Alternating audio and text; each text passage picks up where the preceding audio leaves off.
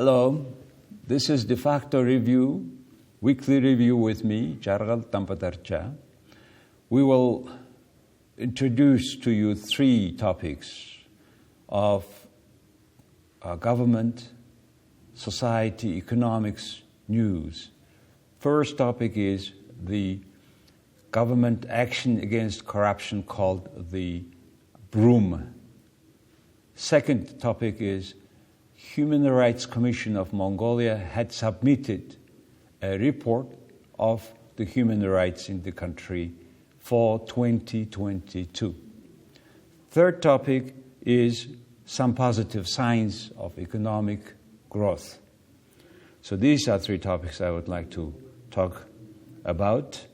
First, about the government anti-corruption agency, anti-corruption's action called the Broom, or the wiped out actions, how the others call as well. As you know, the government had announced that the year of 2023 is anti-corruption fight year, and there was a special government resolution. And the reason why the government has done this action is because the corruption, the need to fight corruption severely, seriously in this country. If we could do that in this year, at the end of this 2023, the economy will be increased substantially, almost more than 10%. The economy will reach 55 trillion MNT, which means GDP per capita first time will reach the level of $5,000 per capita. So they have announced in February 5 actions to fight corruption. First was about they named in Mongolian with the letter ish, ch in English, 5 words that starts with in Mongolian with the letter ish. So the first is a shugil, or the whistleblowing. And this is for this action, Deputy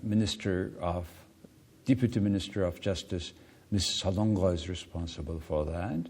And the main target of this action is to have the whistleblowers protection law to be submitted and discussed in the Parliament at this spring session. Second is the Broom we are talking about now. That action is to fight corruption in the public administration services, where the people cannot justify their income, then it will be regarded as corruption and they will be fired from public office. And this action will be carried out by Mr. Amr Baysghadan, who is the head of cabinet secretary. The third is a bird operation. It's run by Minister of Justice Nyambatar, and this is to bring public officials who run away from investigation, etc., from abroad. And this operation had already started. Particular few individuals have brought already. There are also few in line, I understand. The fifth is asset recovery, Shiljuling. And it is also responsible for that, Minister Nyambatar, and it is asset recovery from abroad, which is obtained by corruption by Mongolian officials. The fifth is a glass, or Shilimbach, is run by Minister Ochral of Digital Development and Communication, and it has to do with the making transparent all state-owned enterprises' financials. So out of this 5, would like to a bit talk about this Operation Broom.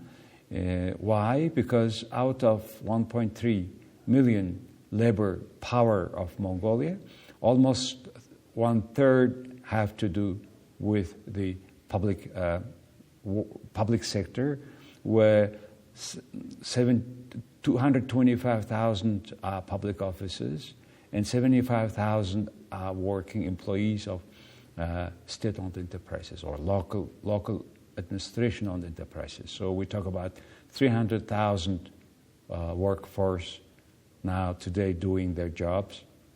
And within this frame, it is not only issue of making economy on that and making less expenses for public offices, which is also one needs, but mostly it is about having people out of the public offices, those who are not supposed to be there. So that's why they have the cabinet had sent a letter to all ministries, agencies, state-owned enterprises that to identify people who has their public jobs by violating the related laws and regulations, in particular by the those who have been hired because of their connection with political parties or whoever makes decisions upper. In this way, they say that we will clean the public services from parasites. That's how they have formulated this action. This action includes, there is a particular logo or motto on their website. It says that state services. In Mongolia, public service is called state service, which makes a lot of confusion too. And there is a stronger deeper understanding of that confusion. State service is to be public service. That's slowly, that understanding is coming. It says that to free from parasites in state service and state-owned state properties. That's the main motto. And here, this action, the Broom action includes to make cleaning of state-owned enterprises and state employees who are nominated by violating their own regulations. Secondly, there are people who are not selected by merit, who are not meeting the job classification of their public offices, public office works. And also there are officials with conflict of interests. They may work. They have businesses in the field where they make decisions. For example, it's conflict of interests. The other thing is those officials nominated without proper income reporting or conflict of interest reporting. Or also those officials who were given advantage by the officials above, and advantage to taking to being responsible for certain actions in their own favor, etc., etc. There is also a public office code. Those who have violated this code are also listed into the people who are to be fired. And by October 10th, all government agencies to have bring all this kind of violations of the rules, and looks like it's going to have serious impact on the public service quality, as by now some 6,600 officials are in the list by today. So it will be a quite work, but also the Cabinet Secretary, Mr. Amrabai Sakalan, said that there are already violations of laws, human rights already here in this process, and he warned not to do so, not to have overarching work on this regard. Should be all to follow only that regulation. And this action also have to do with the President, Prime Minister, and government, cabinet ministers, and all public officials. And those who cannot approve the income, the high income justification, then they will be taken proper measures. And if it is parliament member, it will be calling him back issue. So in Mongolian public service, there is a first time good attempt to make a kind of new culture. it's a new phenomenon, and hopefully they will reach their target on time, in particular this year. In any way, this is a good start. Let's see what's happening further. My second topic today is the Human Rights Commission of Mongolia submitted 2022 report to the parliament. The human rights is a serious issue, and the violation or restriction of human rights to be in the focus of Mongolian public. UN made the first human rights declaration in 1948. Mongolia became a member of UN in 1961, and this human rights declaration of the UN was first time translated into Mongolian only after the democratic revolution in 1990. And many people, public, were involved in translation, in particular Mongolian Students' Union, where we have been working, were a part of translation of this Human Rights Declaration, which is a very substantial, basic document of watching human rights in every society.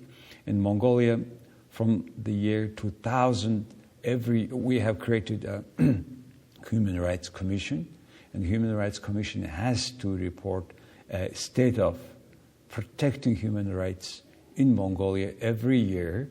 And by this time, in 2022 report is last week submitted to the parliament. And in theparliament.mn, you can read, Mongolians can read that draft of the report, which is expected to be discussed this spring sessions of the parliament. Why is this I'm highlighting this time? Because recently there was a UN Human Rights Commission's working group, and they made a study here.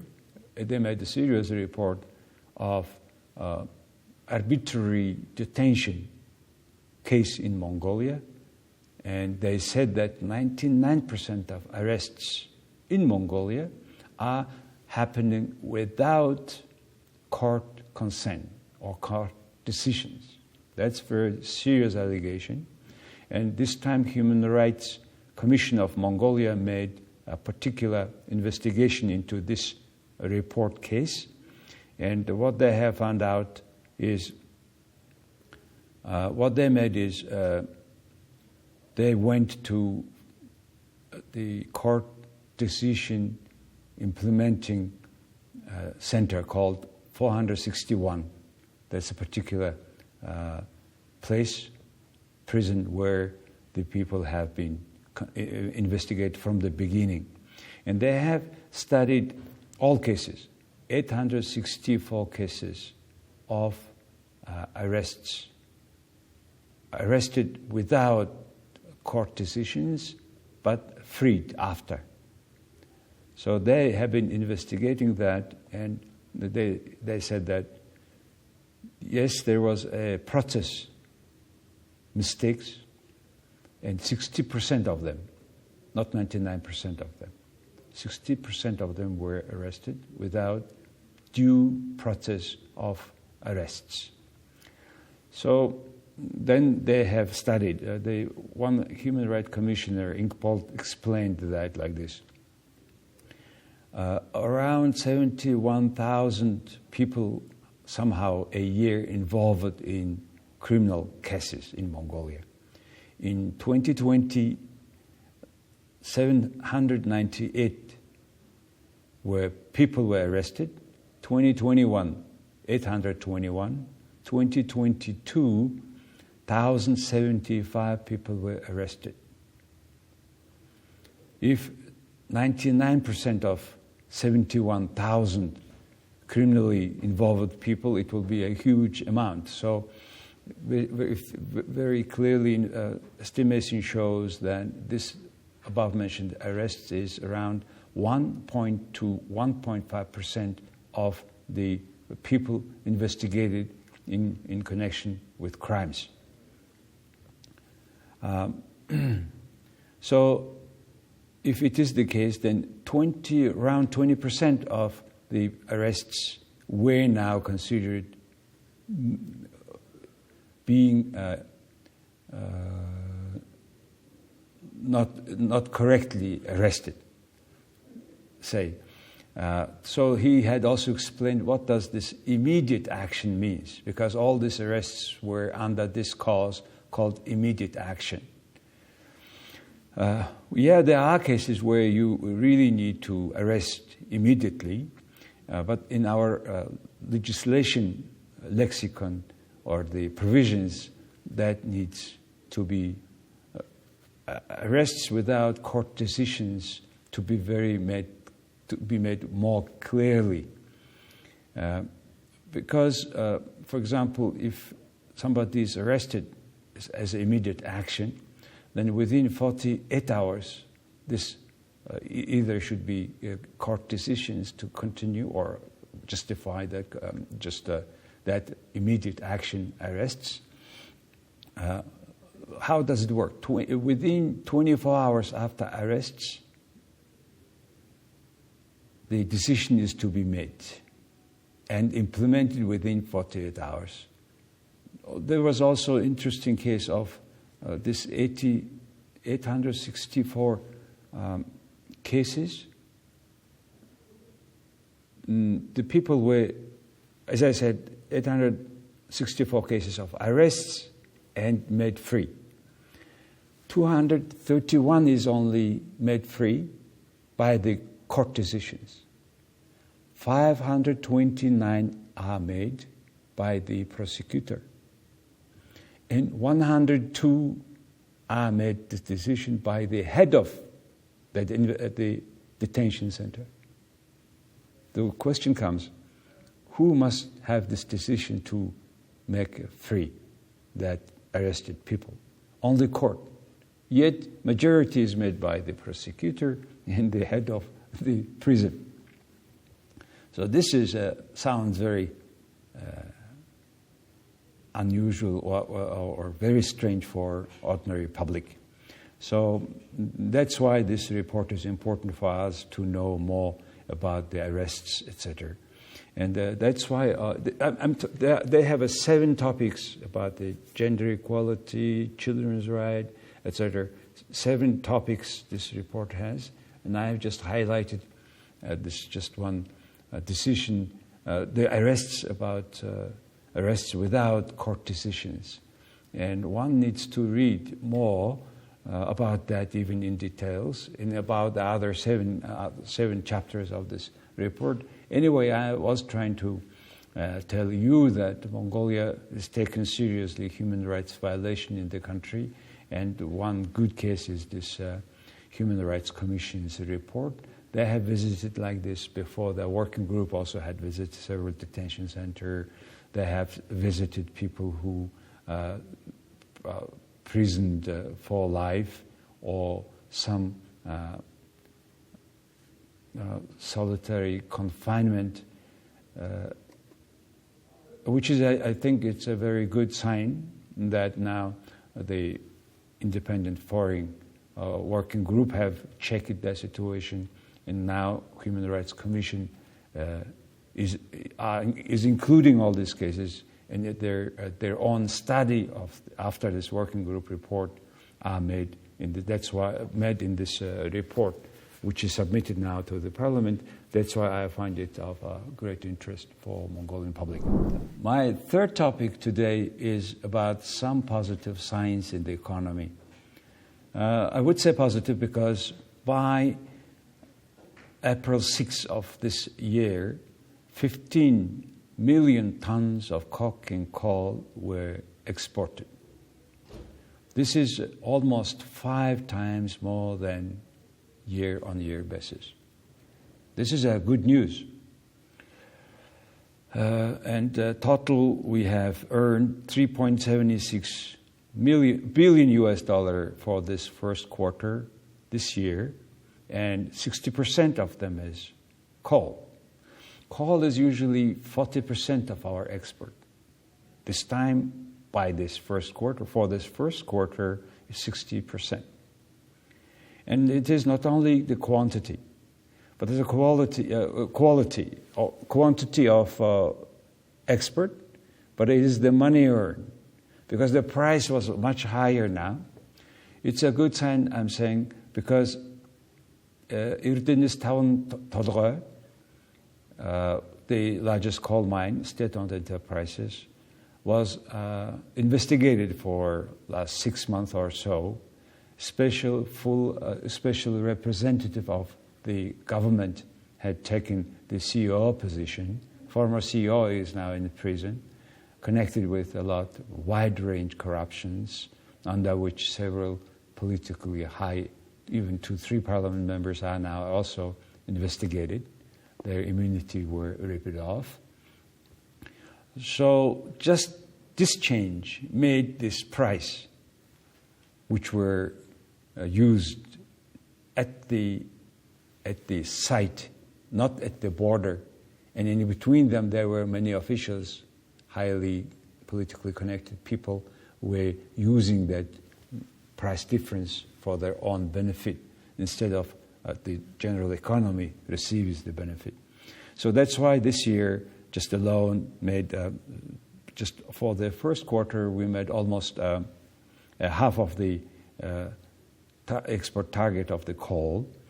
And in 2019, we sold 36 million tons, but got only $3 billion. In 2020, almost 29 million tons of coal and made $2.1 billion USD. Very bad, very low price. In 2021, 16 million tons of coal exported for $2.7 billion US. 2020, there was a 31.8 million ton for $6.5 billion US. So this year, really, the expectation is becoming higher. Prices are good, so export earnings, we do expect even more. According to Mr. Zoljargad, who is the head of Mongol Noors Association, who had visited recently China, China had imported last year 64 million tons of coking coal. This year, it is to be around 77 million. In this speed, what Mongolia exports coal, looks like we may have almost half of the Chinese coking coal import, which is a substantial challenge because there is a big competition. Australia, Russia, that others, Indonesia, other substantial exporters to China. As far as we also export some energy coal, and it is to be around only 4 or 5 million tons. That's what is the estimation. For the first quarter of this year, we so far exported 357,000 tons of copper concentrate, which is 8% higher than a year-on-year base. Also, we have exported 1.3 million ton iron ore, which is 6% higher than also from last year. Mongol Bank had bought 2.6 tons of gold, which is higher than the year-on-year base. Mongol Bank buys gold from individuals, from miners in the country, with the royalty only 2.5%. When Mongol Bank, once they have increased that royalty threshold to 5%, then gold disappeared. It shows how vulnerable is this sector and how disappearing means they somehow smuggled through the border. So it's another question comes. In Mongolia, Mongol Bank, when they buy gold, they immediately send to Switzerland to make purification to the level of 999. Then they immediately sell there, and that the money in their account is also regarded as Mongolian foreign currency reserve. I'm talking about that because this is happening when many other countries, big countries in particular, China, are buying gold now. They are returning back their gold from abroad, reserves. And many countries now shifting to their foreign trade from dollar to their own currencies. BRICS are a good example of last week, where 8 countries have agreed to sell, to trade in their own currencies, which looks like will be substantial change in US dollar dominance, but it will take time because whole world is now doing that trade at the moment in almost US dollar. And after Ukraine war, Russia is using their own currency, in particular with China. So this kind of things is happening, and our export is increased compared with the same period of last year. And the situation in the economy hopefully will be getting better. In particular, the rate of US dollar to Mongolian tugrix keeps staying stable for last a month or so. But however, all this, our export earning depends on our economic competitiveness, and economic competitiveness depends on how free the companies are to compete in Mongolia. But that is something that we need a lot to do in order to make business environment better in the country. So these are my third topic, and it concludes this week reviews 3 topics. Mostly, first we talked about the government anti-corruption action. Out of 5, we highlighted the action, the Broom or wipe out. Second topic we have highlighted is Human Rights Commission made the report submitted for 2022, the Parliament of Mongolia. The third is some positive signs of the Mongolian economy. Thank you very much for being with me this time, and see you next week. And you can rewatch this on website jargaldefacto.com, and see you later. Thank you.